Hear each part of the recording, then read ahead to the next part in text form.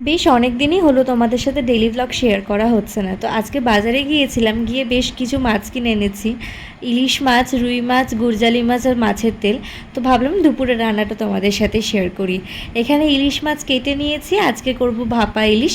অনেক দিন ভাপা ইলিশ খাওয়া হয় না, আর এই ইলিশের রেসিপিটা খেতে আমার ভীষণ ভালো লাগে। আর করেছিলাম গুরজালি মাছের তেল ঝাল।